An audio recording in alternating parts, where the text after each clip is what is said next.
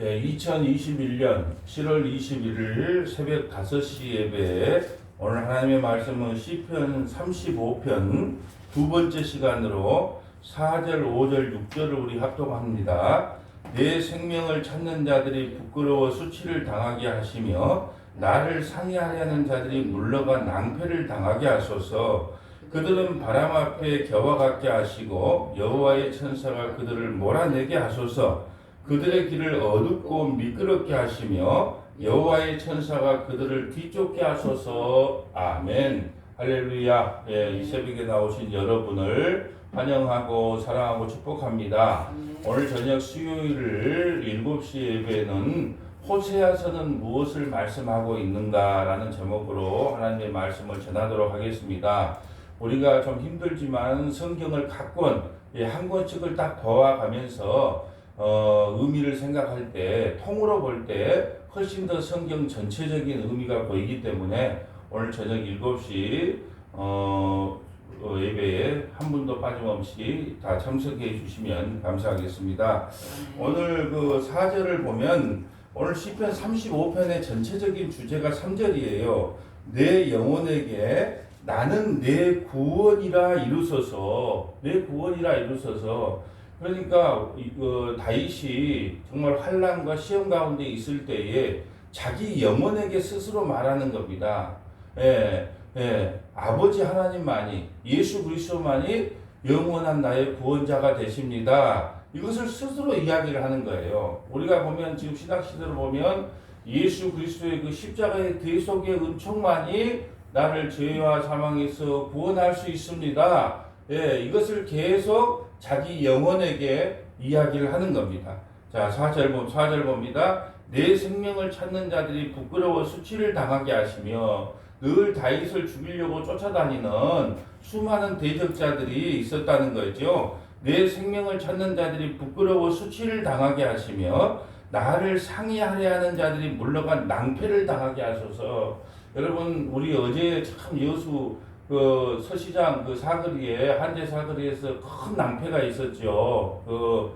정말 탁송 차가 브레이크가 안 들려가지고 참 지금 연세 드신 분들 3분이 돌아가시고 한 6분이 지금 병원에 입원해서 근데 중경상을 입어서 사망자가 더 나오지 않을까 하는 생각이 드는데 참으로 낭패입니다. 낭패.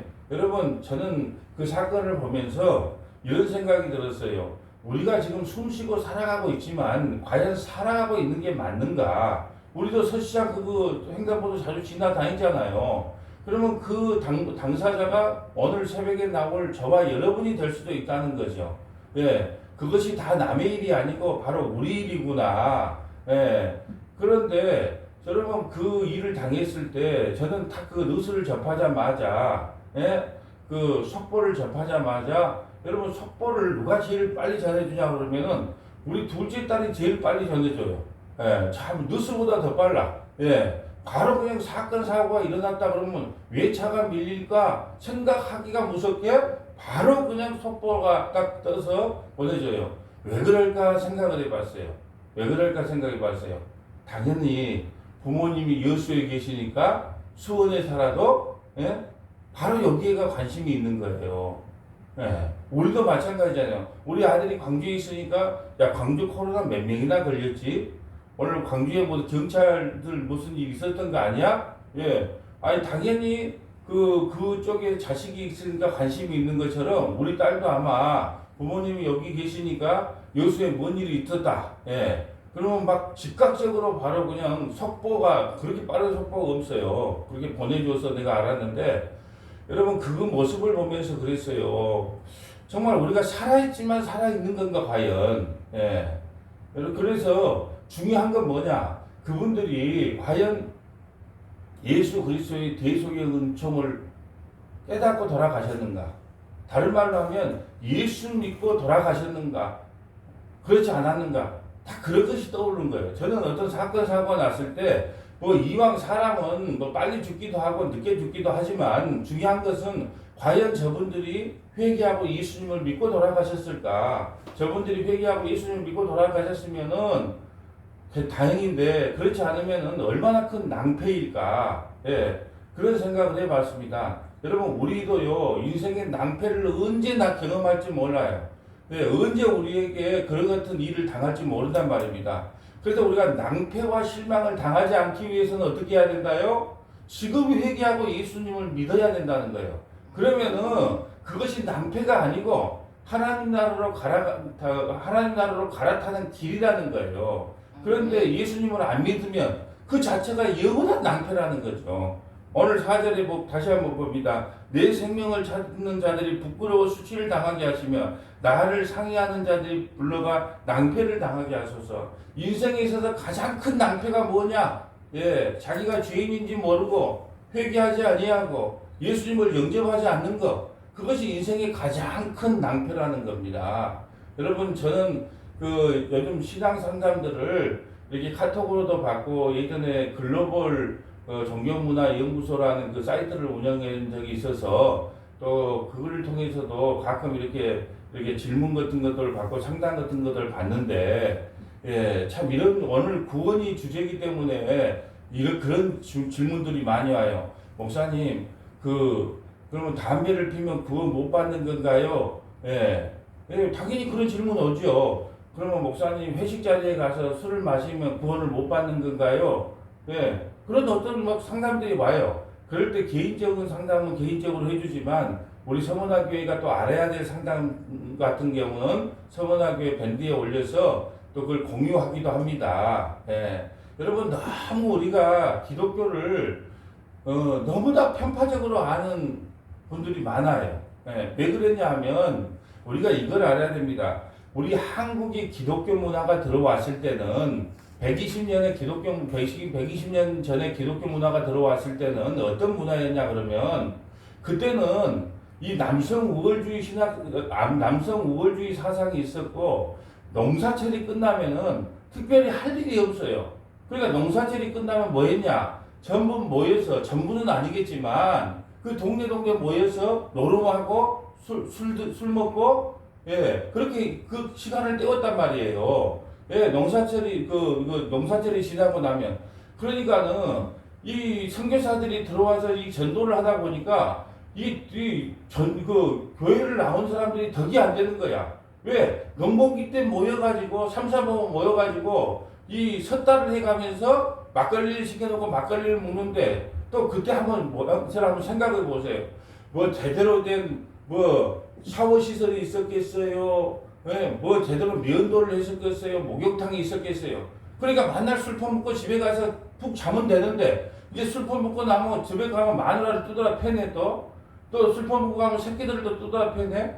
그리고 또 새끼들한테 가서 어디 주방에 가서 막걸리 사오라고 자꾸 시키네? 그러니까, 모든 모양꼴이 안 좋은 거예요. 여러분 또 담배를 필 때도 얼마나 많은 보기 흉하겠어요. 빨대도 이렇게 길잖아요. 그 모양도 길고. 그러니까 그 인간 모습들이 막 추접스럽게 보이는 거예요. 덕이 안 돼. 예. 그래서 이거 안 되겠다. 주처 금지를 시켜야 되겠다. 제일 먼저 한 것이 예수 믿는 사람들은 주처를 금해야 된다. 왜? 덕이 안 되기 때문에. 그 사상이 너무 강해요.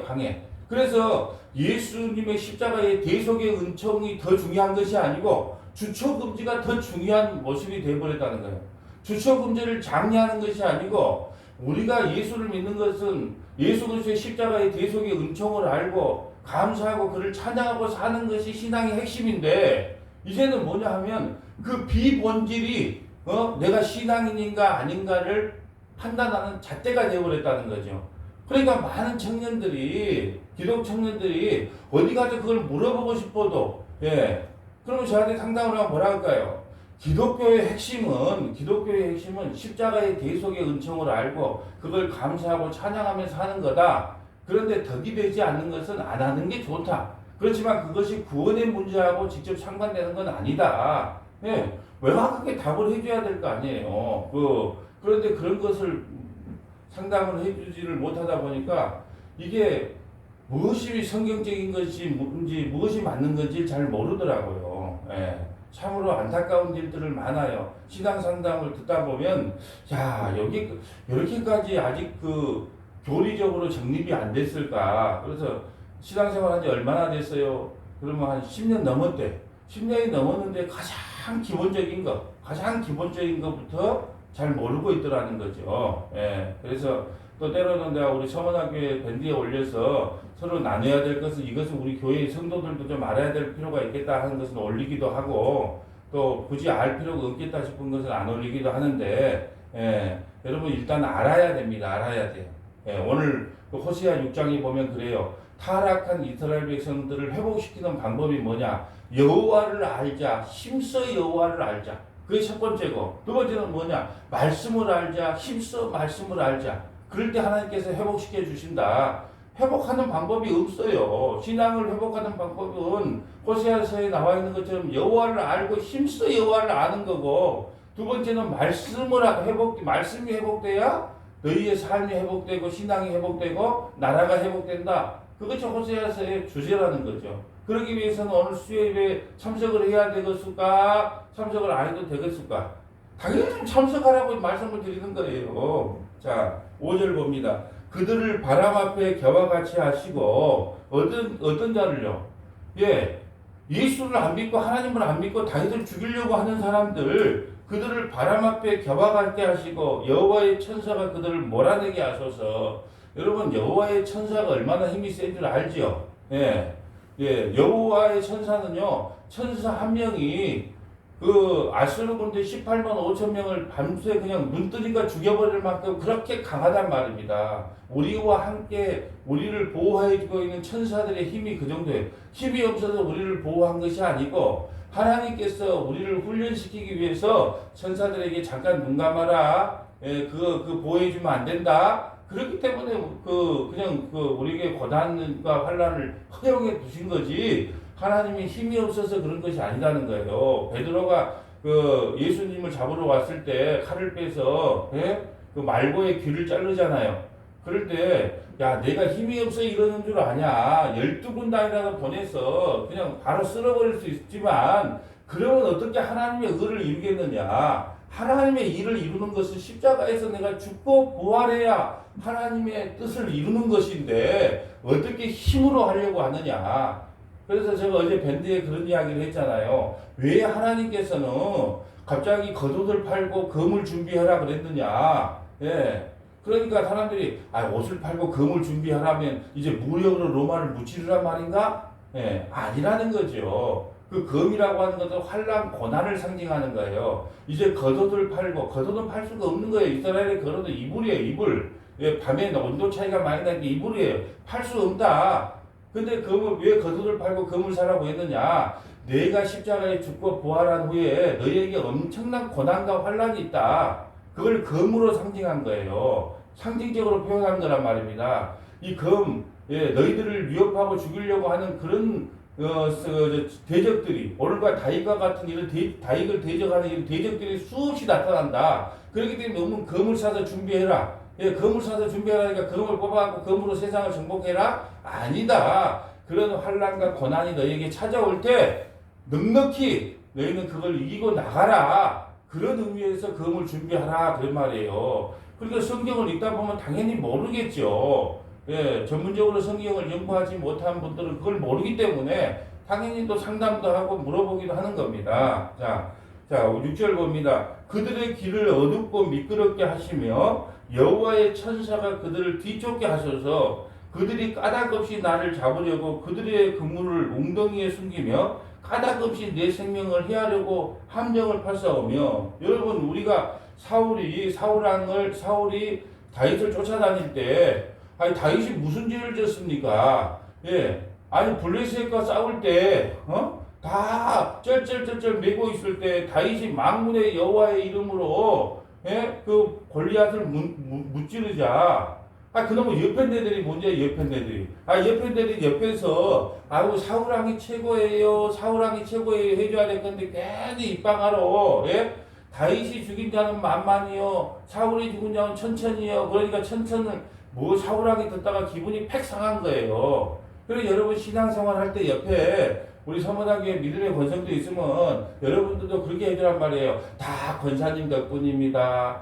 다 우리 안수 집사님 덕분입니다. 다 장로님 덕분입니다.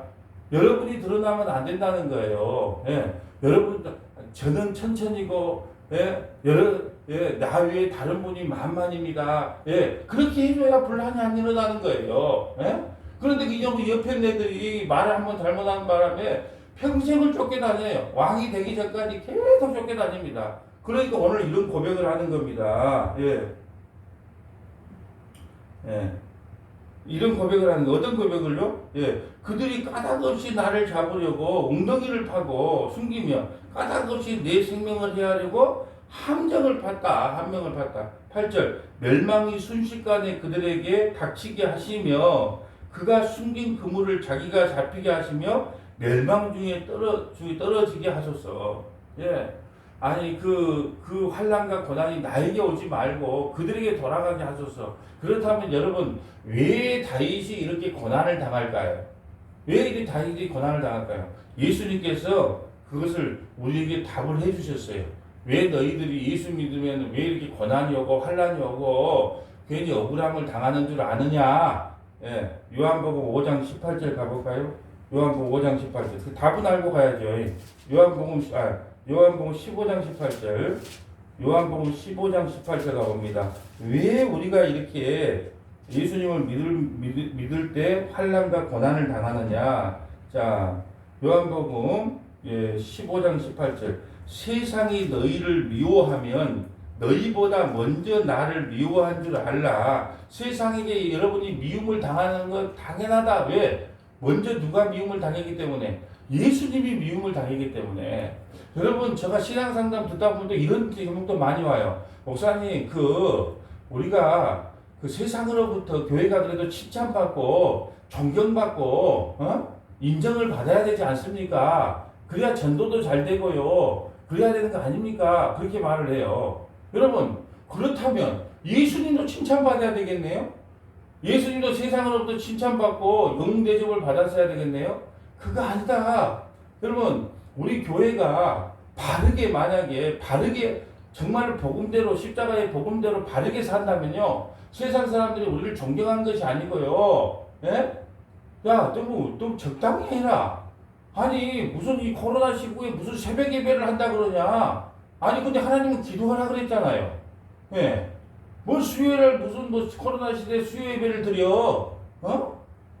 아니, 주님은 말씀을 갖다가 주야로 묵상하라 했잖아요. 예. 금요일날 우리 성경 공부를 합니다. 교리 공부를 해요. 기독교의 핵심 공부를 합니다. 아니, 뭘 너무 코로나 때 그걸 하냐? 그걸 안 하면 세상으로부터는 존경을 받겠죠. 근데 성경은 뭐라고 그래요? 때를 어떤지 못했던지 복음을 전파하라 그러잖아요.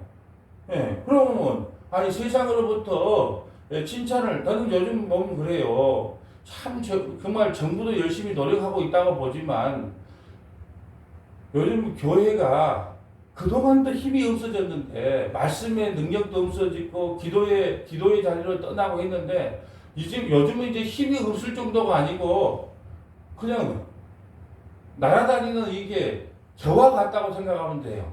예. 지금 힘이 그 정도로 빠졌다는 거죠. 정신을 차려야 될 때에 정신을. 예. 우리가 세상으로부터 칭찬을 받는다? 예.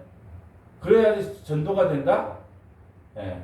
성경은 그렇게 말하지를 않아요.